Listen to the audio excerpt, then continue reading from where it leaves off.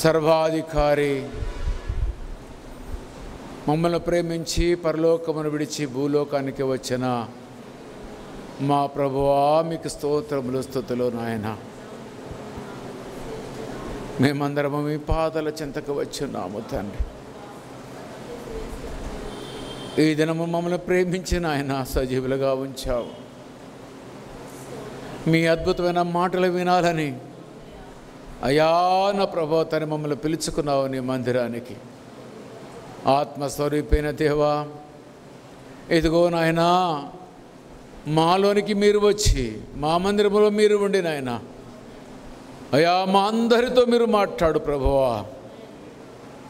ఏ యోగ్యత లేని నన్ను నా ప్రభువా మీ నోటి బూరగా నన్ను వాడుకొని మీ నామానికి మహిమ ఘనత ప్రభావాలు తెచ్చుకోవాలని నదుడని యేసునామమున అడిగి వేడుకొనుచున్నాము తండ్రి, ఆమేన్.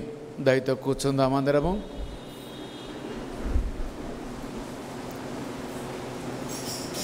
ప్రియ సంగమా,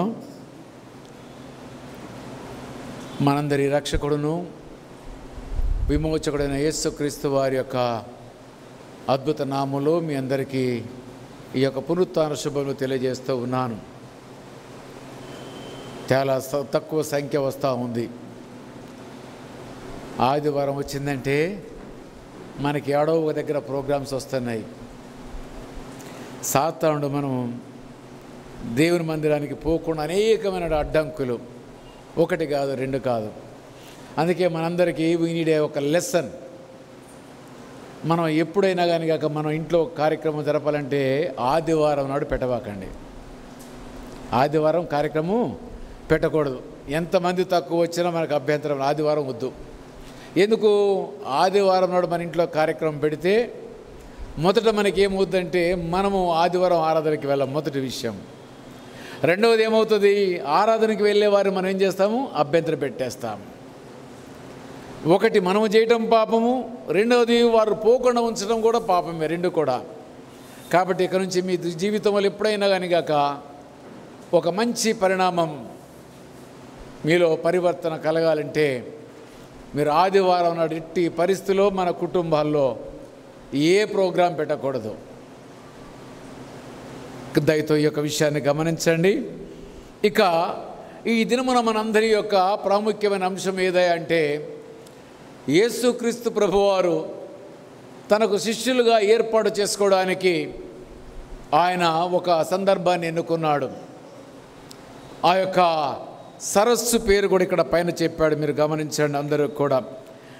గెన్నెసరతు అనే సరస్సుకు అక్కడ ఎన్నుకున్నాడు. వేకువజామున ఉదయకాలమనే గుంపులు గుంపులుగా ఆయన మాటలు వినాలని వచ్చారు. అనేక మంది ప్రజలు వచ్చారు.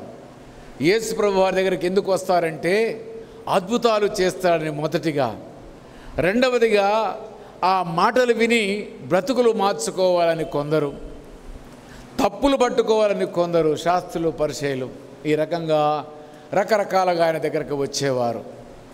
అయితే యేసయ్య అందరి యొక్క మనసులు ఎరిగినవాడు కాబట్టి అందరికీ సరిపోయిన వర్తమానం అందించేవాడు. అయితే ఈ దినమున ఈ యొక్క గెన్నె సరతనే సరస్సు దగ్గర ఆయన వాక్యము బోధించాడు. బోధించిన తర్వాత ఆయనకి శిష్యులు కావాలనుకున్నాడు. ఒకేసారి 3 శిష్యులను ఏర్పాటు చేసుకుంటాడు. ఈ సందర్భము లోపల అక్కడ పేతురు, జెబెదయి కుమారులైనటువంటి యాకోబు, యోహాను, ఆ 3 కూడా రాత్రంతా చేపలు పట్టడానికి వచ్చారు. రాత్రంతా చేపలు పట్టడానికి ప్రయత్నించారు. ఒక్క చేప కూడా వారికి ఒకటి కూడా దొరకలేదు. వారికి ఏమి కావాలో అర్థము కాలేదు. వలలు కడుక్కుంటున్నారు. ఇక ఇంటికి వెళ్ళడానికి నీరసంగా ఉన్నారు. అనుకున్నది జరగలేదు. సహజంగా మానవ గుణం ఏంటంటే మన జీవితంలో ఏదైనా మనం అనుకుంటే అది కనుక జరగకపోతే మనం ఏమి చేస్తామంటే నిరుత్సాహపడిపోతాము. అయితే ఇదే రీతిగా వాళ్ళు కూడా నిరుత్సాహానికి గురయ్యారు. ఆ సందర్భము లోపల యేసయ్య వారితో మాట్లాడుతున్నాడు. పేతురు అన్నాడు, అయ్యా పేతురు, కొంచెము దోణి లోపలికి నడిపించి నీ వల వేయమంటే పేతురు అంటున్నాడు, అయ్యా రాత్రంతా వలలు వేసాము చేపల కొరకు, ఒక్క చేప పిల్ల కూడా మాకు దొరకలేదు. మా నిద్రాభంగం అయిపోయింది, రాత్రంతా నీళ్ళల్లో నానిపోయి ఉన్నాము, ఇక మాకు ఓపిక లేదు, మేము వెళ్ళిపోదాం అనుకుంటున్నామంటే యేసయ్య అంటాడు, వల వేయ్యా అంటాడు. ఆ మాటకు ఆయన ఏమంటాడో చూడండి. వల వేయుతునని ఆయనతో చెప్పాను. 5వ వచనం చదవండి. సీమోను ఏలినవాడా, రాత్రంతయు మేము ప్రయాసపడితిమి, రాత్రంతయు నేను ప్రయాసపడితిని, మాకేమీ దొరకలేదు. నథింగ్. హోల్ నైట్, రాత్రంతా మేము స్ట్రగుల్ చేశాము, కానీ మాకు ఏమీ దొరకలేదయ్యా అని ఆయనకి జవాబు చెప్పాడు. యేసయ్య ఒక మాట నాకు చెప్పమ్మా. ఆయనను నీ మాట చొప్పున వల ఇది గౌరవం కావాలి. దేవునికి మానవునికి మధ్య సంబంధం ఏర్పడాలంటే దేవుడు చెప్పింది మనం వింటేనే సంబంధం ఏర్పడుతుంది.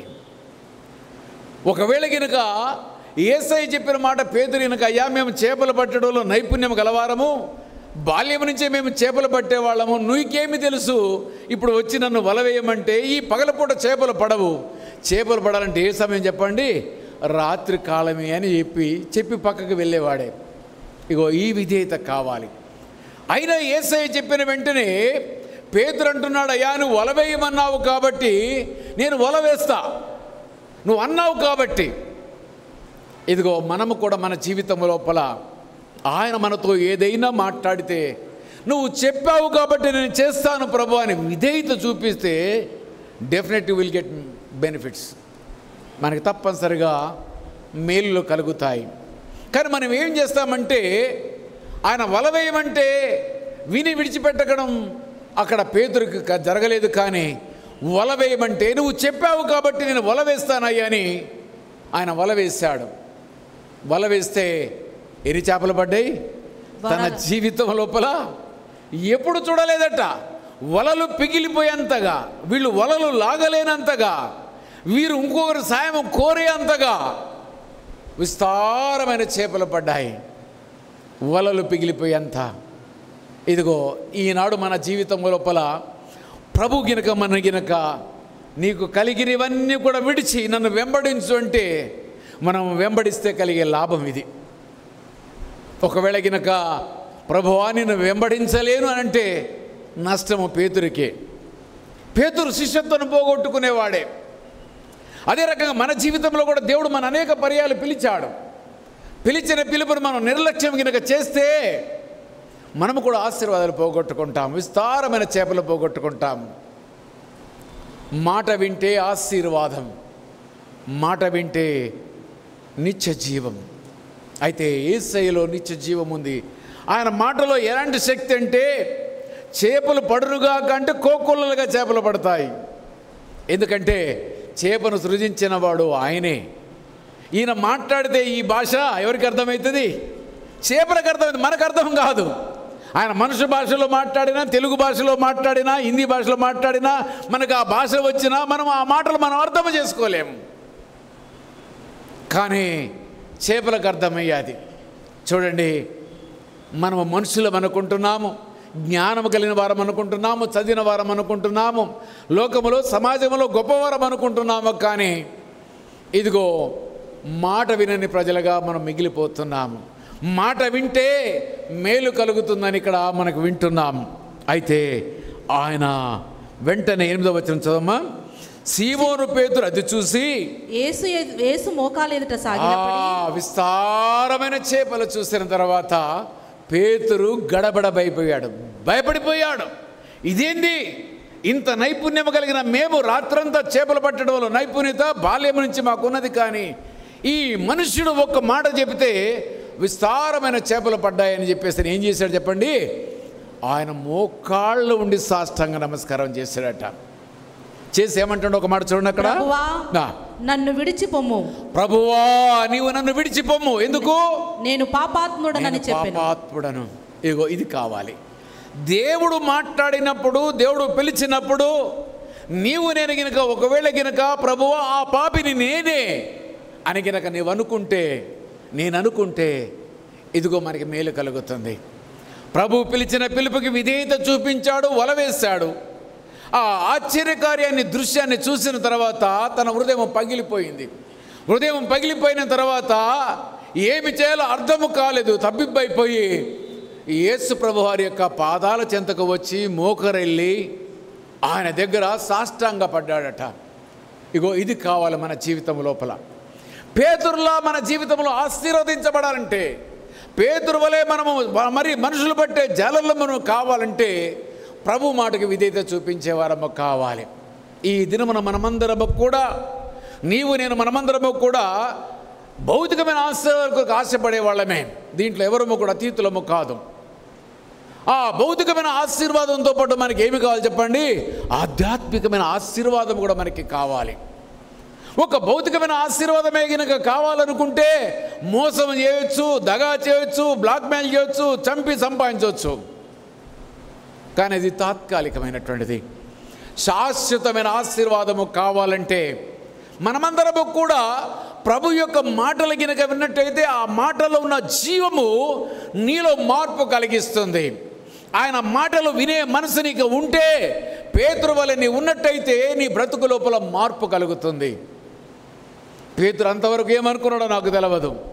పేతురు అనుకున్నాడొచ్చును, నేనే గొప్పవాడిని, ఈయన చేపలు పట్టమంటున్నాడు, ఈయన ఈ పగలపూట ఎట్లా చేపలు దొరుకుతాయి, తెల్లవారుతుంది అని అనుకుంటే శిష్యుడు కాలేకపోయేవాడు. చేపలు దొరికేటివి కాదు. ఇదిగో మనం అనేక పర్యాలు ప్రభు మనతో మాట్లాడుతూ ఉంటాడు. ఆ మాటలు మాట్లాడినప్పుడు గినక నీవు నేను సాష్టాంగపడి ఆయన దగ్గరికి గినక మనం వచ్చినట్లయితే ప్రభు పేతురుని అంటున్నాడు, అద్భుతమైన 2 మాటలు ఆయన చెప్తూ ఉన్నాడు. ఇదిగో ఈనాడు నా జీవితంలో కూడా మనము కూడా ఆయన పిలిచినప్పుడు మాట్లాడినప్పుడు నేను పాపిని అని గినక నేను అనగలిగి మన పాపములు మనం ఒప్పుకొని ఒకవేళ గినక ఆయన చెంతకు చేరితే ఆయననే మాటలు చూడ 2 మాటలు, చివరి మాటలు మనం చూస్తుంటా, ప్రభువా నన్ను విడిచిపోము, నేను పాపాత్ముడనని చెప్పెను. ఏలయనగా వారు పట్టిన చేపల రాశికి అతడును అతనితో కూడా నున్న వారందరూ విస్మయమొందిరి.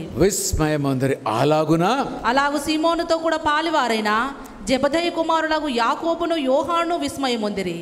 ఎవరు ఒక్కళ్ళే కాదు, పేతురు, అదే రకంగా యాకోబు, యోహాను, వీళ్ళందరూ కూడా ఆశ్చర్యపోయారు.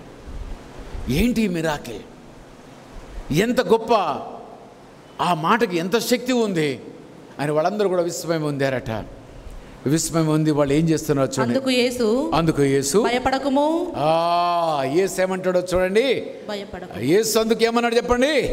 భయపడబాకు పేతురు, యాకోబు, యోహాను, మీరు భయపడబాకండి అని ఆయన ఏమంటుండు?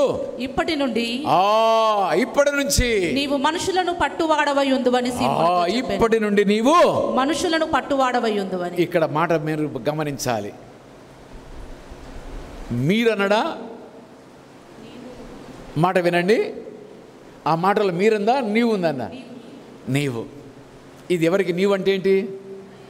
నీవు అంటే నాకు సంబంధించి, మీరు చదువుకుంటే మీకు సంబంధించింది. అంటే ఎవరు చదివినా కానీ కాక మన యొక్క వ్యక్తిగత జీవితానికి సంబంధించిన మాట ఈ మాట. మీరనే పదం అక్కడ 3 ఉన్నారు కాబట్టి 3కి ఆయన వర్తించినట్టుగా మాట్లాడలేదు. కానీ వ్యక్తిగతంగా దేవుడు మాట్లాడుతాడు ఎప్పుడు కూడా. దేవుడు మనల్ని దర్శించే విధానం ఎలా ఉంటుందంటే డైరెక్ట్గా ముక్కుసూటిగా మాట్లాడతాడు. అందుకని ఆయన వాక్యం ఏమంటాడు చెప్పండి?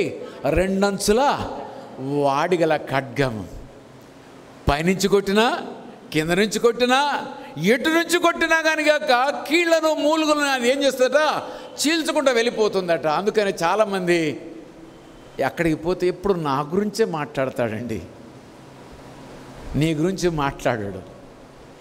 యేసు నీతో మాట్లాడాలనుకుంటున్నాడు.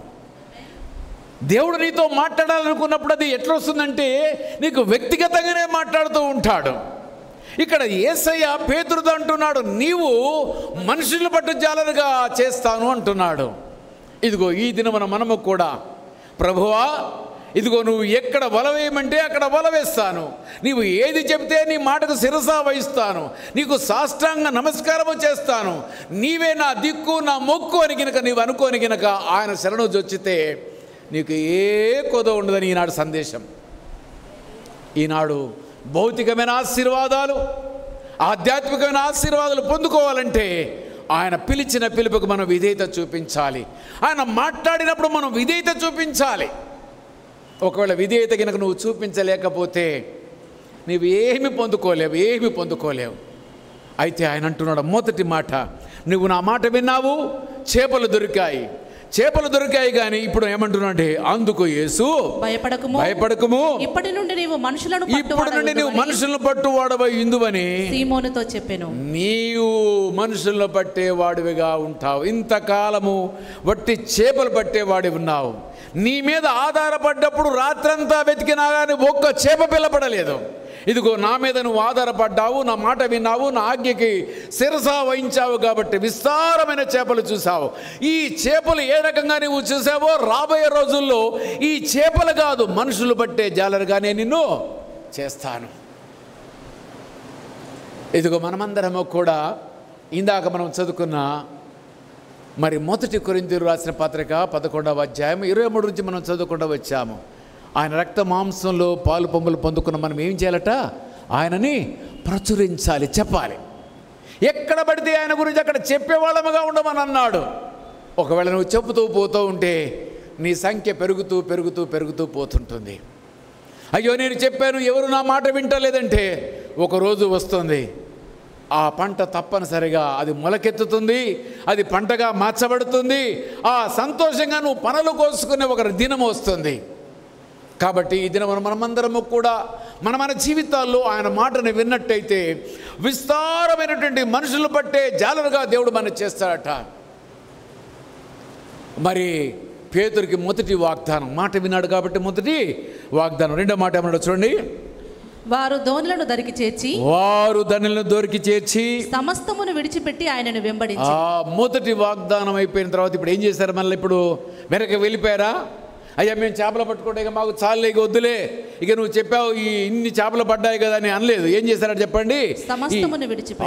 ఈ అద్భుతమైన కార్యము, ఈ ఆవిష్కరణ చూసిన తర్వాత ఇక ఇంతకంటే గొప్ప జీవము కలిగిన వ్యక్తి ఎక్కడ ఉన్నాడు? ఇంతకాలం మన జీవితంలో మనం చూసాము, ఎక్కడా మనం పొందుకోలేదు. ఈయనని వెంబడిస్తామని చెప్పేసని ఈయన మామూలుగా మాట చెప్తే ఇన్ని చేపలు పడ్డాయే, రేపు పొద్దున మనం విడిచిపెడతాడని చెప్పి వాళ్ళందరూ వాళ్ళ కలిగిన ఏం చేశారట?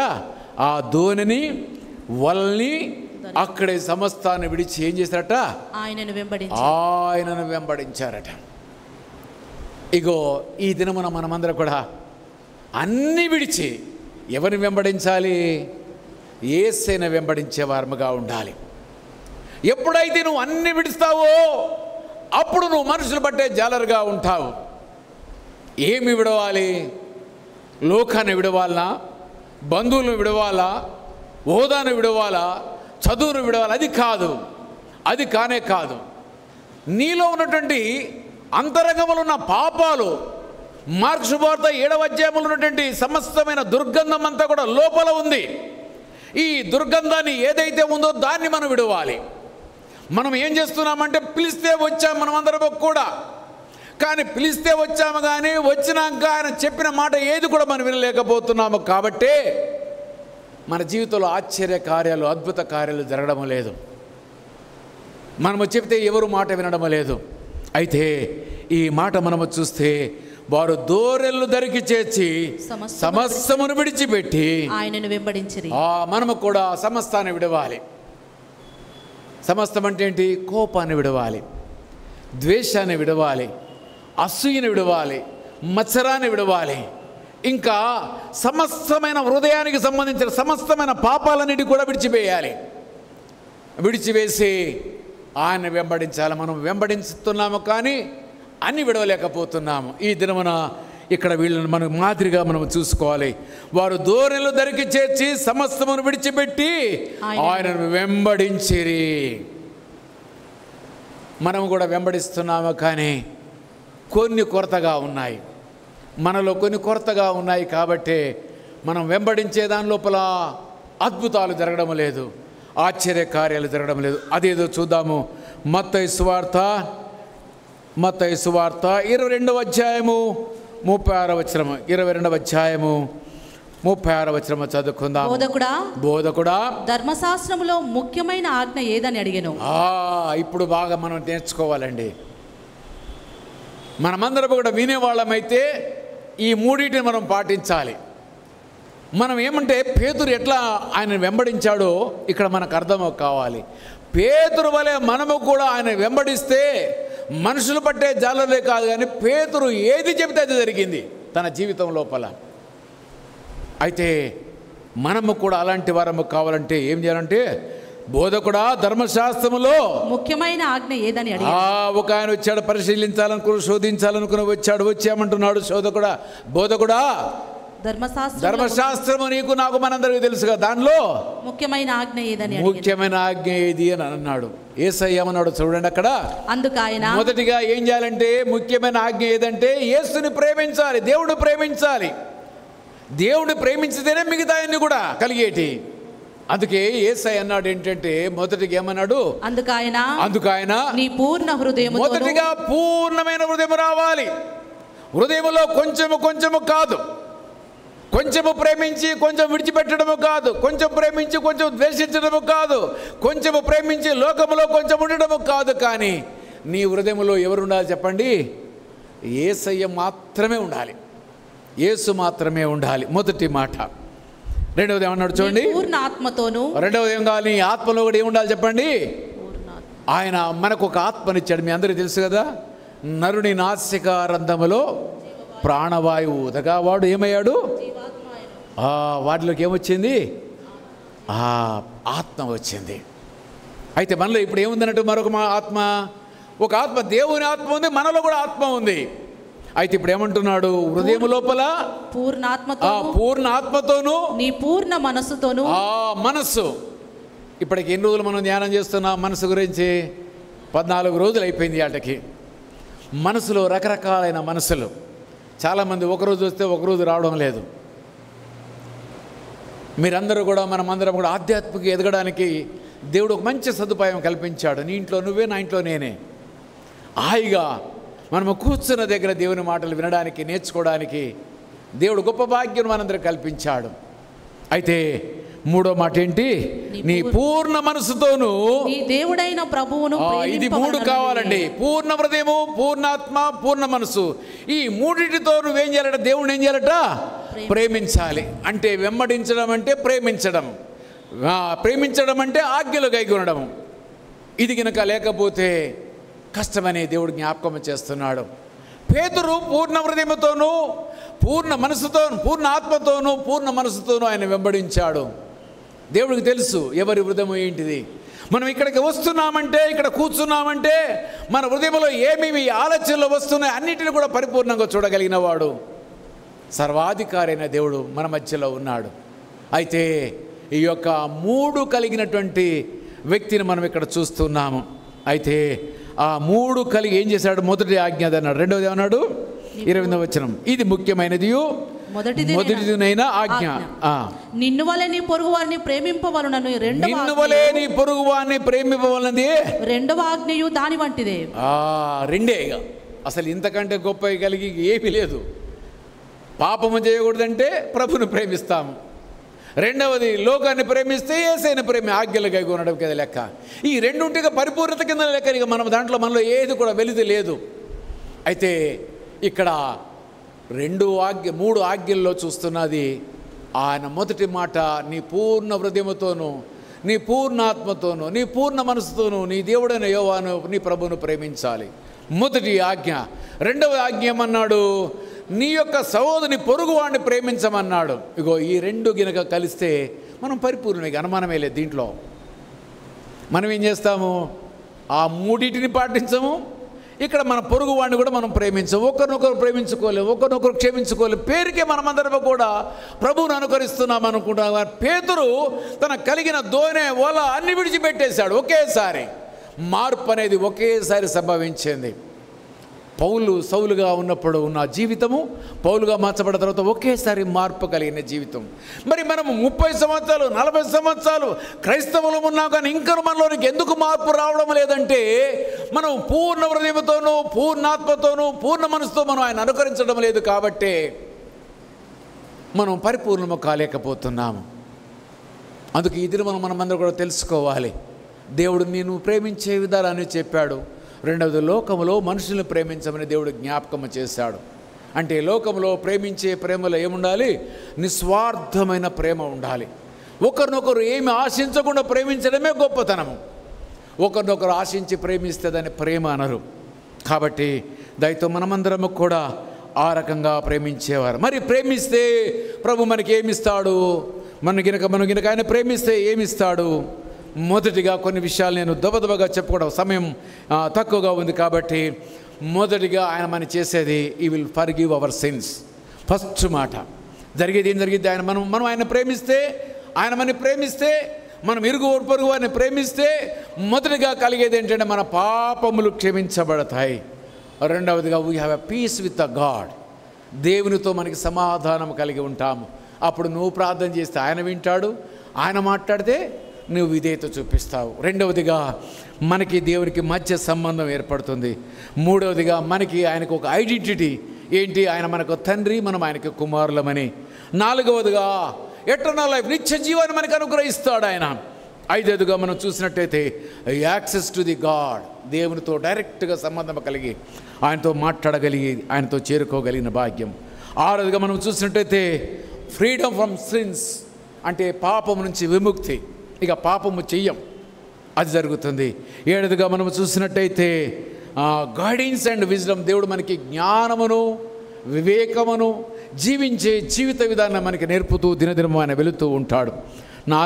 ఎనిమిదవదిగా మనం చూసినట్టే స్ట్రెంగ్త్ అండ్ రిక్వైర్మెంట్స్, మన అవసరాలు, మన యొక్క రిసోర్సెస్ అన్నిటి కూడా ఆయన బలవంతం చేస్తాడు, ఆశీర్వదిస్తాడు. ఇది భౌతికమైన మేలు మనకు అనుగ్రహిస్తాడు.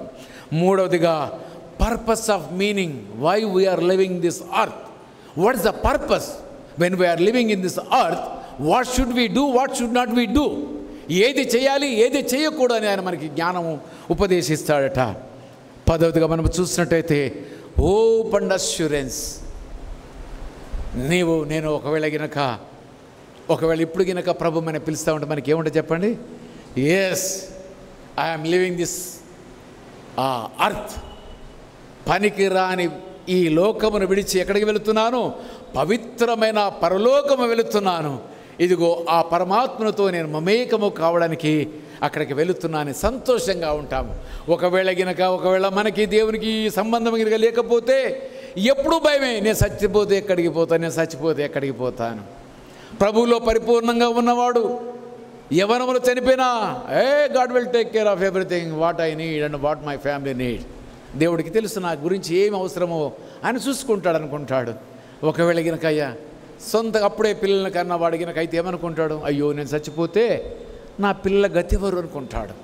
కానీ ఇక్కడ గినక మనం ఆయనలో అనుకరించినట్టయితే we have a purpose of meaning, hope and assurance ఉంటుంది. 11వదిగా మనం చూసినట్టయితే కమ్యూనిటీ సపోర్ట్ ఉంటుంది. ఇప్పుడు ఆ కమ్యూనిటీ సపోర్ట్ ఏంటో నేను మీకు జ్ఞాపకం చేస్తాను. పేతురు అడుగుతాడు, అయ్యా నేను నిన్ను విడిచి వచ్చాను కదా, నాకు నువ్వు ఏమిస్తావు అని అంటే, ఇప్పుడు మన అమ్మని నాన్న విడిచిపెట్టి వచ్చాము. ఇప్పుడు హైదరాబాద్ నుంచి ఇక్కడికి వచ్చాము. హైదరాబాద్లో ఉంటే 2 కోడళ్ళు 2 కొడుకులు, వాళ్ళ పిల్లలు చంటి పిల్లలు. సొంత ఊర్లో ఉంటే మా అంటే ఒక 200 మంది 300 మంది బంధువర్గం. ఇప్పుడు నేను ఇక్కడికి వచ్చాను. ఇప్పుడు మీరంతా నాకెవరు? నాకంటే పెద్దవాళ్ళు అయితే నా అక్కలు, నాకంటే చిన్నవాళ్ళు అయితే నా చెల్లెళ్ళు, నా అన్నలు, నా తమ్ముళ్ళు, ఎంతకంటే ఇంకా పెద్దవాళ్ళు అయితే నా అమ్మలు, మా అయ్యలు. ఇక్కడ ఏమంటున్నాడు దేవుడు? We have A support. ఒకటి జరిగింది అంటే నాకు సంబంధం లేదనుకునేది కాదు ఇది. ఈ బంధము ఎలాంటిదంటే ఆత్మీయ బంధము, ఒకరికొకరు కలుసుకొని ఒకరికొకరు కన్నీరు కాచే బంధము. మీ అందరికీ మనందరికి మధ్యలో కళ్ళల మధ్య జరిగింది. రూతమ్మ గారి యొక్క మరి భాగస్వామి లోకాన్ని విడిచాడు. ఆమెను ఒక్కరు విడిచిపెట్టారా? వాళ్ళ కులస్తులు బంధువులు మొత్తం ఎంతమంది వచ్చారు? ఒక 10 మంది వచ్చారమ్మా. 10 మంది కూడా వాళ్ళ అమ్మ నాన్న కూడా రాలేదు, అన్న కూడా రాలేదు. మనం ఎంతమంది పోయాము? 40-50 మంది వెళ్ళి అద్భుతంగా పాటలు పాడుతూ ఆయన తీసుకెళ్ళి సమాధి చేసి ఆనందంగా మనం వచ్చాము. వారి యొక్క కులానికి చెందిన ఒక వ్యక్తి పూర్ణయ్య గారు అని ఇక్కడే ఉంటాడు. ఆయన ఏమంటుండంటే, నేను వీడు చనిపోతే ఎట్ట సమాధి చేయబడతారు, అసలు వీడికి పరిస్థితి ఎట్లుంటుంది అని నేను అనుకున్నాను. కానీ నేను చస్తే కూడా ఇంతమంది వస్తారని అనుకోవట్లేదు. నేను చస్తే కూడా ఇంతమంది వస్తారని అనుకోలేదు. ఇది మనకు అష్యూరెన్స్. మనం చనిపోతే మన కొరకు కన్నీరు కాచేవారు, మన కుటుంబానికి సహాయం చేసేవారు. ఒకవేళ మనం బాధలో ఉంటే నేను ఉన్నానని ఆర్థిక సాయమో లేకపోతే మాట సాయమో లేకపోతే ప్రార్థన సాయమో చేసేవాళ్ళు కోకొల్లలుగా ఉంటారు. ఇగో దేవుడితో సవాసం చేసి ఎన్ని నీకు కలుగుతాయి.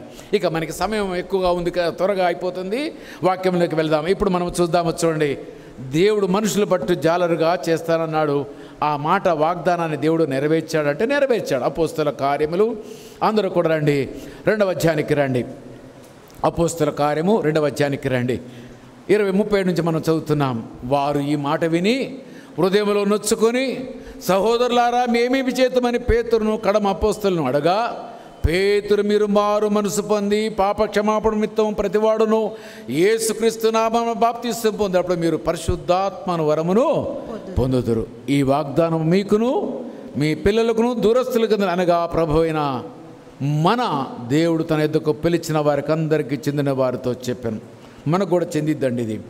అయితే ఇంకను అనేక విధముల మాటలతో సాక్ష్యమిచ్చి మీరు మూర్ఖులకు ఈ తరము వారికి మనం ఎట్లుండాలట. మరి ఇప్పుడు ఇందాక మనం చదివాం, పూర్ణ హృదయంతోనూ పూర్ణాత్మతోనూ పూర్ణ మనసుతో అని అన్నాము. ఇప్పుడు ఏం కావాలంటాడు? మనం ఏంటో లోకం నుంచి ఏం కావాలంటాడు? మనందరూ కూడా మూర్ఖులకు ఈ తరం వారికి వేరే రక్షణ పొందుడి. వాళ్ళతో వేరైతేనే రక్షణ కింద లెక్క. వాళ్ళని ఇంకా నువ్వు కలిసి ఉన్నావంటే ఇంకా మనం ఎక్కడో ఉన్నట్టు కింద లెక్కనే. కాబట్టి దేవుడు అంటున్నాడు మనమందరం కూడా ఈ తరం నుంచి వేరే ఈ రక్షణ పొందమని. కాబట్టి అతని వాక్యము అంగీకరించిన వారు బాప్తిస్మం పొందిరి. ఆ దినమందు ఇంచుమించు 3,000 మంది. ఈ మాట ఎప్పుడు చెప్పాడు? యేసయ్య బ్రతుకున్నప్పుడు చెప్పాడా, చనిపోయిన తర్వాత చెప్పాడా? యేసయ్య బ్రతుకున్నప్పుడు ఆయన చెప్పాడు. ఎప్పుడు చెప్పాడు? ఆరంభంలోనే చెప్పాడు. ఆయన ప్రభువారు ఈ లోకమును విడిచాడు. కానీ పేతురు ఒకేసారి మాట్లాడితే ఇంచుమించు 3,000 మంది రక్షించబడే బాప్తిసం పొందుకోరా. దేవుని నామానికి మహిమ కలుగును గాక. పిలువబడినప్పుడు నువ్వు పూర్ణ హృదయంతోనూ పూర్ణ ఆత్మతోనూ పూర్ణ మనసుతోనూ ఆయన అనుకరించినప్పుడు ఆయన నీ ఎడల చేసిన వాగ్దానాలు నెరవేర్చే దేవుడు. ఆయన ఏమాత్రం మాట తప్పే దేవుడు కాదు.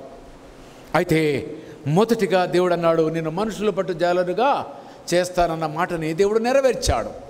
ఇంకో మాట కూడా మనం చూద్దాము. చూడండి, అపోస్తల కార్యం 3వ అధ్యాయం నుంచి మనం చూస్తే అక్కడ కుంటివాణి గురించి మనం ఒక మాట చూస్తాము. మొదటిగా వారిని అనేక మందిని రమారమి 3,000 మందిని ఆయన రక్షణలో తీసుకుని వచ్చాడు యేసయ్య చెప్పిన మాట ప్రకారంగా. రెండవదిగా ఏం చేశాడు? ఆ దేవాలయం శృంగారపు దేవాలయం దగ్గర 40 సంవత్సరాల నుంచి భిక్షం అడుక్కునే ఆ కుంటివాడిని చూశాడు. ఆ కుంటివాడు ఎవరైనా ఏమైనా ఇస్తారని ఆశ కలిగి అనుదినం ఆ యొక్క దేవాలయం యొక్క ఆ శృంగారం అనే ఆ ద్వారము దగ్గర వచ్చి ఉండేవాడు. అయితే ఆ కుంటివాడు అందరిలాగానే పేతురు, యోహాను, యాకోబు వాళ్ళ పైకి వెళుతూ ఉంటుంటే వారి వైపు చూసి ఏమైనా ఇస్తారని వాళ్ళకెళ్ళి చూస్తూ ఉన్నాడు. అయితే పేతురు అంటాడు, నా దగ్గర వెండి బంగారములు లేవు, కానీ నాకు కలిగిందే నీకు ఇస్తున్నానని వాడు చెయ్యి పట్టుకొని నజరేయుడైన యేసు నామమున లెమ్ము అని అంటముతో లేచిపోయాడు. దేవుని నామానికి మహిమ కలుగు. 2 అద్భుతాలు మనం చూస్తున్నాము.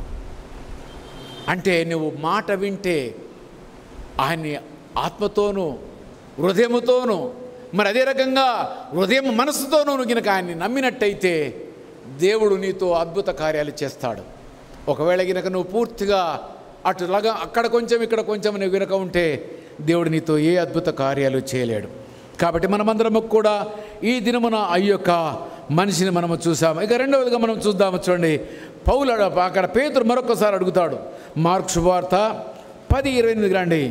మార్కు 10:28 అక్కడ వచ్చినట్టయితే పేతురు మరలా అడుగుతున్నాడు, అయ్యా మరి నేను నిన్ను విడిచి నీ ఎమ్మటి వచ్చాను, నా దోన విడిచాను, నా వల విడిచాను, నా కలిగిందంతా కూడా విడిచివేశాను, ఇగో నీ దగ్గరికి నేను వచ్చాను, నిన్ను వెంబడిస్తున్నాను కదా, మరి నాకు నీ వల్ల కలిగే ప్రయోజనం ఏంటి? మన అందరూ కూడా అంటావానమ్మా, ప్రభువా ఇంతగా నేను నీ కొరకు సత్యంగా నీతిగా నిష్టగా జీవిస్తే నువ్వు నాకు ఏం మేలు చేయవా అని మనం అంటామానమా? అంటాం. అది మానవ సహజం. మనం అడగాల్సిందే ఆయనని. అయితే ఇక్కడ చూస్తే పేతురుకు అనుమానమే వచ్చింది. పేతురు యేసుక్రీస్తు ప్రభువారు బ్రతికుండగానే ప్రభుని అడుగుతూ ఉన్నాడు. ఇదిగో మేము సమస్తమును విడిచిపెట్టి నిన్ను వెంబడించితిమని ఆయన చెప్పాడు. పేతురు ఇదిగో ప్రభువా మేము సమస్తమును విడిచాము. అప్పటికిప్పటికి మాట చూడండి, అక్కడ దోన దగ్గర ఉన్నప్పుడు వలలు వేసినప్పుడు అక్కడ చేపలు దొరికాయి, వలలు ఉన్నాయి, దోన ఉంది, అన్నీ ఏం చేశాడు? విడిచి వచ్చేసాడు. కొంతకాలమైన తర్వాత కొంచెం ఆయనకు అనుమానం వచ్చింది. అయ్యా, నేను వెంబడిస్తున్నాను, నా భార్యను విడిచాను, ఇల్లు వాకిలు విడిచాను, నాకు కలిగిందంతా కూడా విడిచి నేను నిన్ను వెంబడిస్తూ ఉంటుంటే నాకు కలిగే లాభం ఏంటి అయ్యా అని అన్నాడు. సహజమే కదా, అడగటంలో తప్పేమైనా ఉందంటారా? తప్పేమీ లేదు. అడిగితే యేసయ్య ఎంత గొప్ప జవాబు ఇచ్చాడో ఒకసారి. అందుకు యేసు ఇట్లా నా నిమిత్తమును జ్ఞాపకం పెట్టుకోండి. ఎవరైనా కనుక యేసయ్య కొరకు కానీ ఆయన సువార్త కొరకు కానీ మీరు ఏదైనా కానీ విడిచివేసినట్లయితే, ₹1 ఖర్చు పెడితే 100 రూపాయలు, ఒక అమ్మని విడిచిపెడితే 100 అమ్మలు, ఒక అయ్యను విడిచిపెడితే 100 అయ్యలు, వింటున్నారా? లేక ఒక అక్కను విడిచిపెడితే 100 అక్కలు, ఒక చెల్లెని విడిచిపెడితే 100 మంది చెల్లెలు, 100 మంది, ఒక అన్నని విడిచిపెడితే 100 అన్నలు, ఒక తమ్ముడిని విడిచే 100 తమ్ముళ్ళు. ఆశీర్వాదం ఎంతగో చూడండి. ఎన్ని రెట్లు? 100 times, 100%.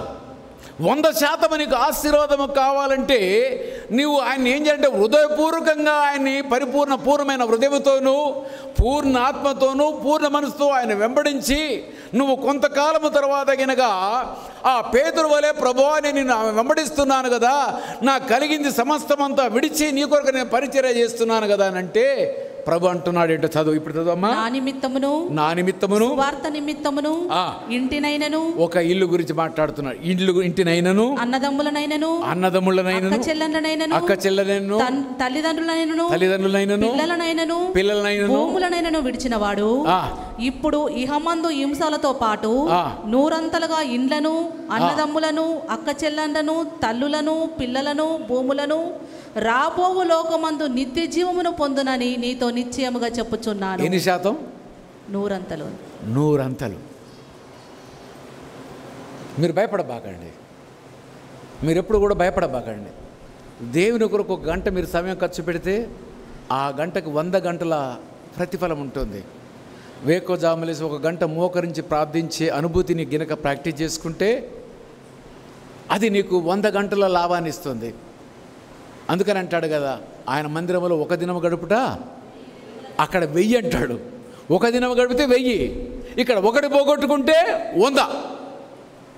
అయితే ఇక్కడ అంటున్నాడు, అయ్యా పేతురు, నా కొరకు నువ్వేమైనా పొరపాటును విడిచిపెట్టినట్టయితే, ఇల్లు విడిచిపెట్టినా, భార్యను విడిచిపెట్టినా, భూములు విడిచిపెట్టినా, అన్నదమ్ములు విడిచిపెట్టినా, అక్క చెల్లెలను విడిచిపెట్టినా, తల్లిదండ్రులను విడిచిపెట్టినా, నా కొరకు నువ్వు ఏది విడిచిపెట్టినా 100% నీకు ఎక్స్ట్రా ఇస్తాను నేను. This the assurance of God. దేవుడు ఇది మనకు వాగ్దానం చేస్తున్నాడు. ధైర్యంగా మనం పని చేయాలంతే, విశ్వాసం. ఇప్పుడు పేతురు ఏం చేశాడు? వట్టిగా ప్రభు ఆయన చేపలు పట్టినందుకు ఇప్పుడు ఏం చేశాడు? ఆ విస్తారమైన చేపలు చూసి వల, చేపలు, దోనె అన్నిటిని విడిచి యేసుని వెంబడించాడు. కొంతకాలం తర్వాత అనుమానం వచ్చింది. అడిగితే దేవుడు అన్నాడు, పేతురు భయపడబాకయ్యా, నేను ఇలాంటి దేవుడన్న కాదు. నా దగ్గరికి వచ్చి నా కొరకు ఎవరు ఏది చేసినా నేను వారి కొరకు 100% చేసేవాడిని. 1 దినము ఆరాధన నా కొరకు నువ్వు మందిరంలో కూర్చుంటే 1000 దినాలు నేను నీకు ఇచ్చే దేవుడని, నేను ఆశామాష దేవుడన్న కాదు అని ఆయన వాగ్దానం చేస్తూ ఉన్నాడు. అయితే ఆ మాటను ఏమంటున్నాడు చెప్పండి? 30 వచనం ఇది చదవాలి. ఇప్పుడు ఎన్ని కలుగుతాయి? సంఘం అనుకుంది కాబట్టి ఇప్పుడు ఏమైపోయింది? మన సంఘంలో ఒక 200 మంది ఉన్నారనుకోండి. 200 మందిలో ఒక 50 మంది మనకంటే పెద్దోళ్ళు ఉంటే మనకి ఎంతమంది ఉన్నట్టు కింద లెక్క? 50 మంది అన్నలు ఉన్నట్టు కింద లెక్కనే. మనకంటే 50 మంది చిన్నోళ్ళు ఉన్నారనుకోండి, మనకంటే 50 మంది తమ్ముళ్ళు ఉన్నట్టు కింద లెక్కనే. చెల్లెళ్ళు ఉన్నట్టు కింద అన్నలు ఉన్నట్టు కింద లెక్కనే. అయితే నీకు నాకు మనందరికీ వారిని ఒకరిని విడిచిపెడితే మన కొరకు 100 మందిని తయారు చేస్తాడు దేవుడు. మొన్న పగడాల మీ అందరికీ తెలుసు కదా, చనిపోతే ఎంతమంది వచ్చారు చెప్పండి? లక్షల్లో జనం వచ్చారు. 1 2 కాదు. ఎంతమంది వచ్చారు చెప్పండి? ప్రవీణ్ పగడాల గారికి సమాధి కొరకు హైదరాబాద్ మొత్తం కూడా ఆ పెరడి గ్రౌండ్స్, అదే రకం బరియల్ గ్రౌండు, అంత విస్తారమైన జనం అంతా కూడా వచ్చారు. ఇప్పుడు దీంట్లో ఎంతమంది అన్నలు, ఎంతమంది అక్కలు, ఎంతమంది చెల్లెలు, ఎంతమంది ఉన్నారు ఒకసారి మీరు ఆలోచించండి. అసలు ప్రవీణ్ పగడాల గారు మనం చూడకుండా వాళ్ళ కొరకు మనం ప్రార్థన చేశామా లేదా? చనిపోయాక వాళ్ళ కుటుంబం కొరకు మనం ప్రార్థన చేశామా లేదా? ఇది మనకి అంటే ఆత్మీయ బంధములో నీ ఒకసారి యేసుని వెంబడిస్తే ఆ ఆత్మ పొందుకున్న యేసు ప్రభువారి ఆత్మ పొందుకున్న ప్రతివాడు కూడా నీకు బంధువే. అక్కడ వాడు రక్త సంబంధి అయితే ఇక్కడ ఆత్మీయ బంధము కలిగిన వాడు. అక్కడ ఆ ఆత్మ శరీర బంధువుని ఇంటికి వస్తే నువ్వు ఏమి పెట్టావు ఏమి ఇచ్చావని లెక్కలు చూస్తాడు. ఆత్మీయ బంధువు నువ్వు ఏది ఇచ్చినా ఏది పెట్టకపోయినా నిన్ను ప్రేమిస్తాడు, నీ కొరకు ప్రార్థన చేస్తాడు. What a wonderful difference. దానికి దీన్ని మీరు చూడండి. ఇది క్రీస్తు యొక్క ప్రేమ. ఇంకా ఏమన్నాడు చూడండి, 30వ వచనం చూద్దాం. ఇది మరి జాగ్రత్తగా ఉండాలి. ఇప్పుడు ఇహమందు హింసలతో పాటు ఇప్పుడు కానీ పేతురు ఇవన్నీ నేను నీకు ఇస్తాను, కానీ ఇప్పుడు మట్టుకు ఏం జరుగుతాయి? నీకు హింస వస్తుంది. అంటే శ్రమలు వస్తాయి నీకు పేతురు. అందరు నిన్ను ద్వేషిస్తారు, నీకు హింస కూడా కలుగుతుంది. అంటే పేతురు యొక్క మరణం ఎట్లా జరిగింది చెప్పండి? అది మహాఘోరము. యేసు ప్రభువులాగా నేను సిలువ వేసుకోలేను, ఎందుకంటే ఆయన తల పైకి ఉండాలి, నా కాళ్ళు ఆయన మొక్కినట్టుగా ఉండాలి. కాబట్టి నా 2 కాళ్ళను తీసి పైకి పెట్టి నన్ను తల కిందికి పెట్టండి అని అంటే, ఈ శరీరంలో నోట్లో ఉన్న కడుపులో ఉన్న అదంతా బయటికి వస్తూ ఉంటుంది. ఆయన ప్రభు కొరకు అంతా త్యాగము చేసిన మనిషి. ప్రభువును మనసారి ఇష్టపడ్డాడు. ఒక్కసారి మాట తప్పి తన జీవితం అంతా కన్నీరు కార్చాడు. ముమ్మారు అబద్ధమాడి బొంకి దేవునికి దూరం అయ్యాడు. కానీ మరలా పశ్చాత్తాప్త హృదయముతో ప్రభువును సమీపించినప్పుడు దేవుడు అన్నాడు, నేను నీ యొక్క పేతురు నీ మీద నేనేం చేస్తున్నాడు? సంఘమును, నా సంఘమును నిర్మించెదను. మృత్యులోకము యొక్క తాళజేతులు నీకు ఇచ్చేదను. ఎంత గొప్ప ఆశీర్వాదం. మనమెవరూ కూడా భయపడని అవసరం లేదు. మనమందరం వెంబడిస్తున్నాము, కానీ మనలో ఇంకా ఏమైనా ప్రభువును వెంబడించడానికి ఈ లోకములో ఉన్న కోరికలు మనకి ఏమైనా మిగిలి ఉంటే వాటిని విడిచివేద్దాం. ఇక అవసరం లేదు. నీకు నాకు పరిపూర్ణమైన బహుమానము కావాలి. మన కుటుంబాలు ఆశీర్వదించబడాలి, మన బిడ్డలు ఆశీర్వదించబడాలి, మన బంధువులు రక్షించబడాలి, మన పిల్లలు రక్షించబడాలి. ఇదిగో కావాలంటే నేను మన ముగ్గురు అందరము కూడా 3 మాటలు జ్ఞాపకం చేసుకోవాలి. పూర్ణ హృదయముతోనూ, పూర్ణాత్మతోనూ, పూర్ణ మనసుతోనూ ఆయనని వెంబడించాలి. నిన్ను వలె నీ పొరుగు వాడిని ప్రేమించాలి. అప్పుడు నీలో అద్భుతమైన ప్రక్రియలు జరుగుతాయి. అయితే ఇంకేమన్నాడో చూడండి. ఇప్పుడు ఇహమందు హింసలతో పాటు 100 అంతలుగా ఇండ్లను, అన్నదమ్ములను, అక్క చెల్లెండ్లను, తల్లులను, పిల్లలను, భూములను, రాబోవు లోకమందు నిత్య జీవమును పొందునని. ఎన్నితో పాటు ఏమన్నా లాస్ట్ ఏమంటాడు? రాబోవు లోకమందు నిత్య జీవమును పొందునని. నిత్య జీవము కావాలంటే యేసు దగ్గరికి రావాలి. ఇక ఇదొక్కటేనా అంటే కాదు. మత్తయి సువార్త 19వ అధ్యాయం 20వ వచనం. మత్తయి 19. పేతురు, ఇదిగో మేము సమస్తమును విడిచిపెట్టి నిన్ను వెంబడించితిమి గనుక. పేతురు మరొకసారి మళ్ళా అనుమానం వచ్చింది. ఒకసారి వెంబడించాడు, ఏమి అడగకుండా యేసుని వెంబడించాడు. కొంతకాలం తర్వాత ఒక అనుమానం వచ్చింది, పేతురు అడిగాడు. రెండవదిగా మరొకసారి అనుమానం వచ్చి మరొక మాట అడిగాడు. అప్పుడు 20వ వచనం చూద్దాము. యేసు వారితో ఇట్లా నేను ప్రపంచ పునర్జనన మందు. పేతురు, ప్రపంచానికి ఒక పునర్జన్మ ఉంది. ఈ యొక్క ప్రపంచమంతా కూడా మరలా కాలిపోతుంది.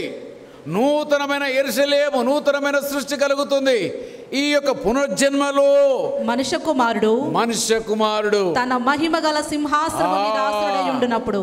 పేతురును చూసే నేను ఒక మామూలు మనిషిలా కనపడవచ్చునేమో, కానీ నన్ను విశ్వసించావు. కానీ ఒకానొక దినమున పునర్జన్మ సంబంధమైన ఈ యొక్క ప్రపంచానికి కలిగే ఒక దినమున ఉంది.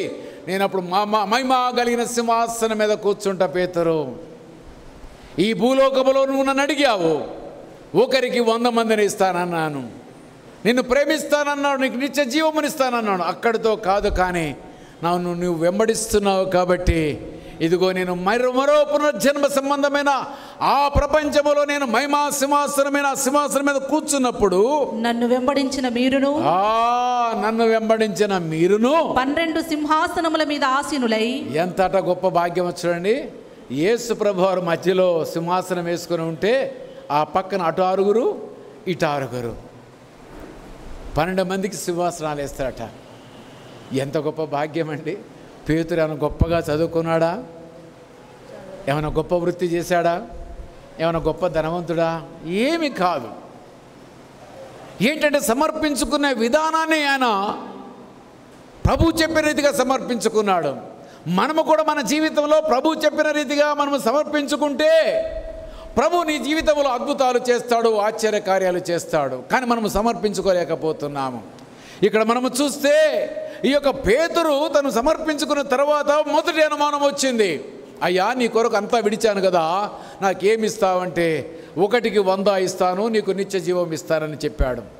మరొకసారి యేసయ్యను అడిగాడు, అయ్యా నేను సమస్తాన్ని విడిచి నిన్ను వెంబడించాను కదా అంటే మరలా అన్నాడు, ఓ పేతురు, ఓ దుడుకు పేతుడు, ఓ తొందరపడే పేతురు, నువ్వు నన్ను బాగా అనుకరిస్తావని నాకు బాగా తెలుసు. కానీ ఇదిగో నీకు చెప్తున్నాను, నేను మరొక పునర్జన్మ సంబంధమైన ప్రపంచం వస్తుంది.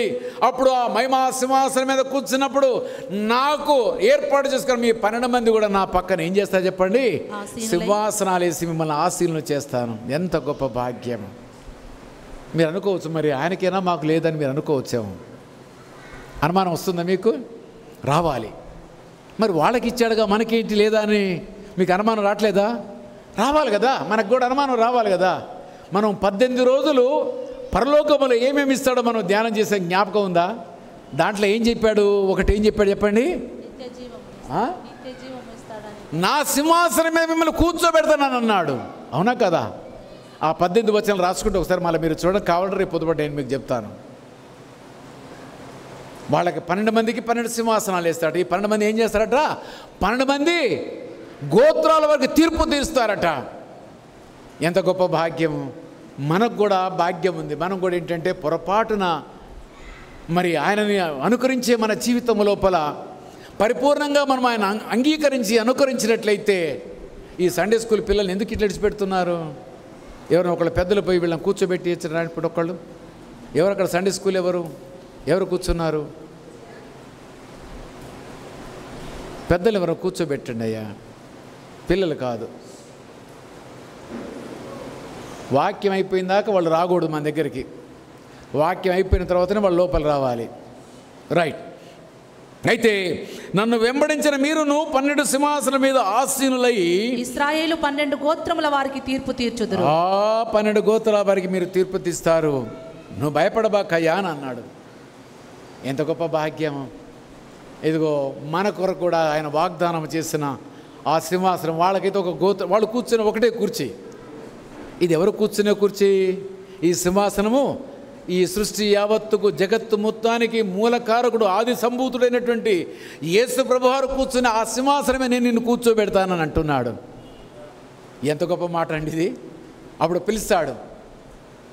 గుంపులు కోకొలు అందరూ ఉంటారు పరలోకంలో. డేవిడ్ రా, నా సింహాసనం మీద కూర్చో అంటే ఎంత భాగ్యం అది, ఎంత భాగ్యము. ఆలోచించండి. మనం భయపడని అవసరం లేదు. మనకు కూడా ఉన్నాయి 18 రకాల బహుమానాలు. నేను 18 రోజులు 18 రకాల బహుమతుల గురించి మీకు జ్ఞాపకం చేశాను. ఇదిగో ప్రియ సహోదరి సహోదరుడా, నీవును నేను కూడా ఆయన మన పిలిచినప్పుడు సమస్తాన్ని విడిచి నీవు నేను గనుక ఆయన కొరకు ఈ లోకములో మనం వచ్చినట్లయితే ఆయన కొరకు నీవు ఖర్చు పెట్టిన ప్రతి రూపాయికి లాస్ట్గా ఆయన అన్నాడు కదా, నా పేరు మీద గిన్నెడు నీళ్ళు ఇస్తే కూడా దాని యొక్క ప్రతిఫలము పోగొట్టుకున్నాను అన్నాడు. ఇదిగో నీవు నేను మనము కూడా దేవుని కొరకు సమయాన్ని ఇస్తే, ఈ ఆదివారం మీరందరూ ఈ మందిరంలో ఉన్నారు. మీరు వ్యాపారస్తులు అనుకోవచ్చు, లేకపోతే లీవ్ పెట్టుకొని వచ్చి ఉండవచ్చు, ఏదో పని చెడగొట్టుకుని రావచ్చు. కానీ దానికి ఏం జరుగుతుందన్నాడు? 1కి 100 దేవుడు ఇస్తానన్నాడు. కాబట్టి మనమందరూ కూడా ఐధైర్యపడకుండా ప్రభు యొక్క పనిలో మనందరూ కొనసాగే వారముగా ఉందాము. ఈ మాటలతో ఆయన వెంబడించే వారముగాను, వెంబడించుట్లో పూర్ణ హృదయముతోనూ పూర్ణ ఆత్మతోనూ పూర్ణ మనసుతోనూ ఆయన వెంబడించే వారముగా ఉండాలని దేవుడు మన హెచ్చరించాడు. పేతురుకు చేసిన వాగ్దానాలు మనం కూడా స్వతంత్రించుకునే వారముగా ఉందాము. అట్టి భాగ్యాన్ని కలిగి ఉండాలని మరి దేవదేవునికి మనము కోరుకుంటూ ఈ మాటలతో మరి ఈ యొక్క వాక్యాన్ని ముగించుకుందాము. దయచేసి అందరము కూడా తలలో ఉంచుకుందాము. మనమందరం తలలో ఉంచుకొని ప్రార్థనకు సిద్ధపడదాము. దేవుడు నిన్ను నన్ను ప్రేమించి మరి ఈ యొక్క గొప్ప భాగ్యమును మనకి ఇవ్వడానికి ఆయన ఇష్టపడుతూ ఉన్నాడు. పేతురులా నిన్ను కూడా ప్రేమించాలనుకున్నాడు. మరి నువ్వు ప్రేమించబడటానికి ఇష్టపడుతున్నావా? ఆయన పూర్ణ హృదయంతోనూ, పూర్ణ ఆత్మతోనూ, పూర్ణ మనసుతోనూ నీవును వెంబడించు. నీ కుటుంబం గురించి, నీ గురించి, నీ పిల్లల గురించి, నీ భవిష్యత్తు గురించి. అంతేకాదు చివరికి పరలోకములో భాగ్యమనిస్తానన్న గొప్ప దేవుడు. ఆ దేవుడిని మనము నమ్మిన వరముగా ఉందాము. అన్ని విడిచి ఆయన కొరకు జీవిద్దాము. ఈ మాటలు దేవుడు మనందరి యొక్క ఆత్మీయ మేలు కొరకే ఆశీర్వదించునుగాక. ప్రార్థన చేసుకుందాం. వాక్య ఫలింపు నిమిత్తం మన మధ్యలో ఉన్న సహోదరి సుజాత ముందుకు వచ్చి ప్రార్థించవలసిందిగా ఆహ్వానిస్తున్నాం.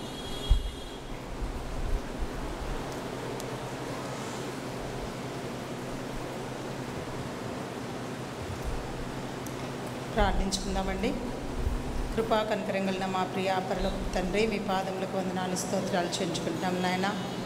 ఇంతవరకు కాచి కాపాడు మీరు రెక్కల చాటున బతిపతి సజీవ లెక్కలో ఉంచి ప్రభా, మధ్యాహ్న వేళలో ప్రభా మీ సన్నిధికి రావడానికి మీరు ఇచ్చినటువంటి మీ కృపకై వందనాలు స్తోత్రాలు చెల్లించుకుంటున్నాం.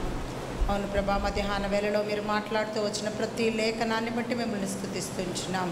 నిజముగా ప్రభా నా తండ్రి, మా మధ్యలో మీ ఆత్మను ఉంచి ప్రభా మీరు మాత్రమే పరలోకం నుండి మాతో మాట్లాడుతూ వచ్చినారు. అందుని బట్టి మిమ్మల్ని స్తుతిస్తున్నాను నాయన. సీమోను పేతురు వారి యొక్క జీవితాన్ని ప్రభా నా తండ్రి మా ముందుంచుతూ వచ్చినారు ప్రభా నాయన. ప్రభా నా తండ్రి, చేపలు పడడానికి వెళ్ళినప్పుడు ప్రభా మరి నా తండ్రి ఏమి రాత్రంతయు ప్రయాసపడినప్పటికీ ప్రభా వారికి ఏమీ దొరకలేదని నాయన ప్రభా నా తండ్రి.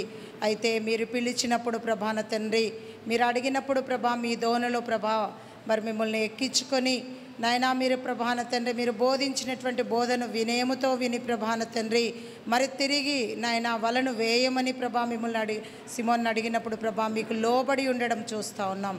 మీరు చెప్పిన మాటకు, మీరు పిలిచిన పిలుపుకు ప్రభా లోబడిన వాడుగా ఉన్నాడు. తన జ్ఞానమును ఆధారం చేసుకొనలేదు ప్రభా, తన అనుభవాన్ని ఆధారం చేసుకొనలేదని కానీ కేవలం ప్రభాన తండ్రి మీరు పిలిచిన పిలుపు, మీరు మాట్లాడిన మాటకు లోబడిన దాన్ని బట్టి ప్రభాన తండ్రి విస్తారముగా మీరు ప్రభా చేపలను అనుగ్రహిస్తూ వచ్చినారు.